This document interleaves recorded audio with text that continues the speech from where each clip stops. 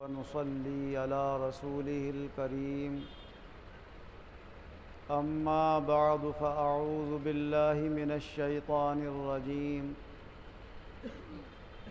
بسم الله الرحمن الرحيم كنتم خير أمة أخرجت للناس تأمرون بالمعروف وتنهون عن المنكر وتؤمنون بالله ولو آمن أهل الكتاب لكان خيرا لهم منهم المؤمنون وأكثرهم الفاسقون۔ اللہ تبارک و تعالی اپنے کلام عظیم میں ارشاد فرما رہا ہے کہ تم بہترین امت ہو، ساری امتوں میں سب سے اچھی امت اللہ نے تمہیں بنایا تاکہ تم لوگوں کو اچھی باتوں کا حکم دو اور بری باتوں سے انہیں منع کرو، اور اللہ اور یوم آخرت پر کامل ایمان رکھو۔ اور یہ اہل کتاب یہودی اور عیسائی اپنی کتابوں میں سب کچھ جان چکے ہیں، اگر یہ ایمان لے آتے تو اور زیادہ بہتر ہوتا، مگر حال یہ ہے کہ ان میں سے کچھ لوگ ایمان لائے ہیں اور اکثر ان میں کے فاسق و فاجر۔ اللہ تبارک و تعالی نے جس شخص کو جتنی بھی علم دین کی سمجھ عنایت فرمائی ہے، جتنے بھی اس کے معلومات ہیں، جہاں تک اس کے زیر اثر لوگ ہیں ان تک اپنی باتوں کو پہنچانا یہ اس کی ذمہ داری۔ جیسے کوئی شخص اپنے گھر کا بڑا ہوتا ہے تو وہ جتنی بھی دین کی ضروری باتیں جانتا ہے اپنے گھر کے لوگوں کو بتائے، بیوی کو، بیٹوں کو، بیٹیوں کو، بہنوں کو، بھائیوں کو، یہ اس کی ذمہ داری ہے۔ ایسے ہی جس کو زیادہ اللہ نے بڑی ذمہ داری دی ہے وہ اپنی ذمہ داری کے اعتبار سے کام کرے۔ حضور صلی اللہ علیہ وسلم نے فرمایا، الا کلکم راعٍ وکلکم مسئول عن رعیتہ، تم سب کے سب ذمہ دار ہو اور ہر ایک سے اس کی ذمہ داری کے بارے میں پوچھا جائے گا۔ ذمہ داری کا مطلب یہ ہوتا ہے کہ جہاں تک لوگ اس کی بات مانتے ہوں اور اس کے زیر اثر ہوں۔ یہ مطلب نہیں ہوتا ہے کہ ایک محلے میں کوئی شخص ان پڑھ ہو کر دو چار دین کی باتیں جان لے اور سمجھے یہ کہ پورے شہر کی ذمہ داری میرے کاندھوں کے اوپر ہے، پوری دنیا کی ذمہ داری میرے کاندھوں پر ہے، پورے ملک کی، محلے میں بھی گھومتا پھروں، پورے شہر میں بھی چکر لگاتا پھروں، اور موقع لگے تو شہر کے باہر بھی دین کی جا کر تبلیغ کروں اور دین پھیلاؤں، یہ اس کی ناسمجھی ہے، اس کی ذمہ داری نہیں ہے۔ ذمہ داری جو ملک کا بادشاہ اگر ہے تو اس کی ذمہ داری ہے کہ لوگوں کو اچھی بات بتائے اور برائی سے منع کرے اور اس کے لیے ادارے قائم کرے، مبلغین اسلام جو پڑھے لکھے ہیں، باسند علماء ہیں، ان کو تیار کرے اور ان کی ذمہ داری بنائے کہ وہ لوگوں تک دین کی باتیں پہنچائیں۔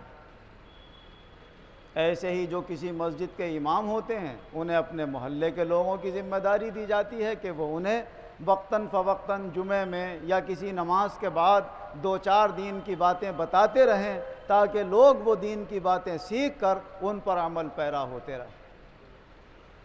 حضرت ابو سعید خدری رضی اللہ عنہ روایت فرماتے ہیں کہ جس وقت مروان بن حکم مدینہ کا گورنر تھا، اور یہ دور وہ ہے جب حضور بھی دنیا سے تشریف لے جا چکے ہیں، خلفائے اربعہ بھی دنیا سے رخصت ہو گئے ہیں،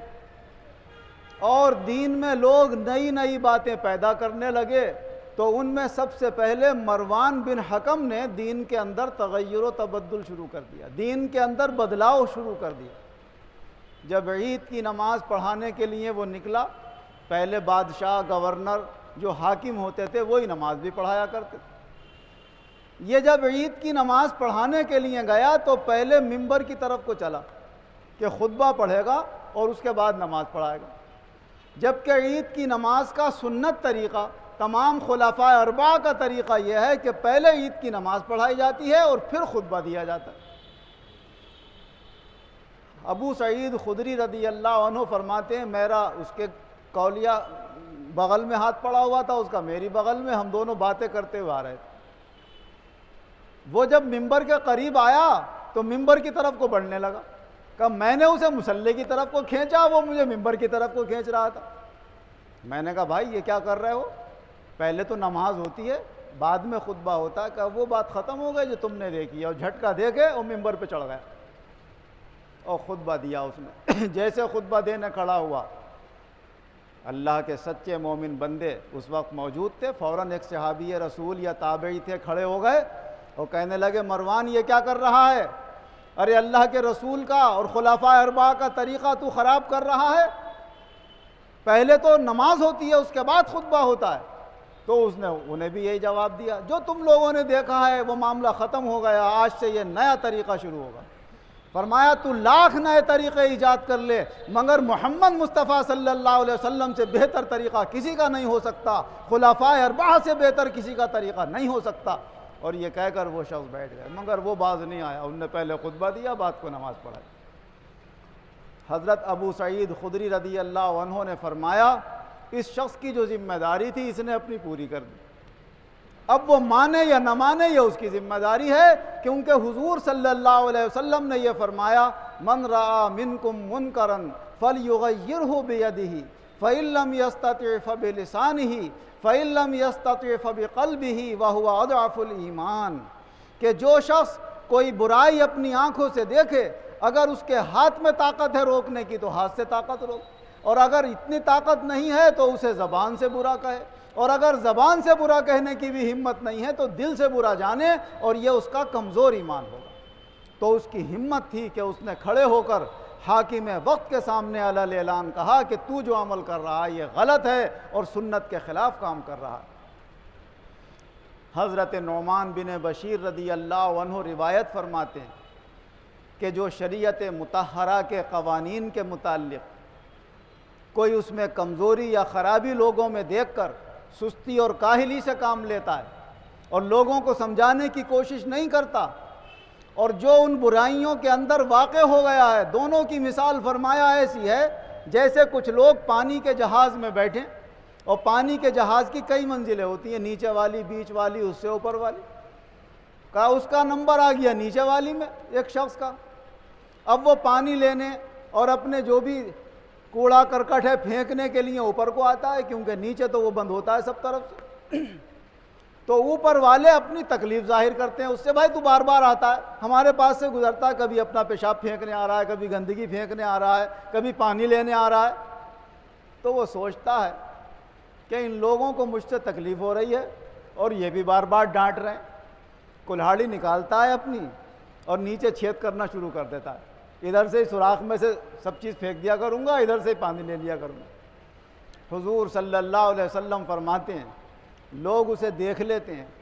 سمجھاتے ہیں، فرمایا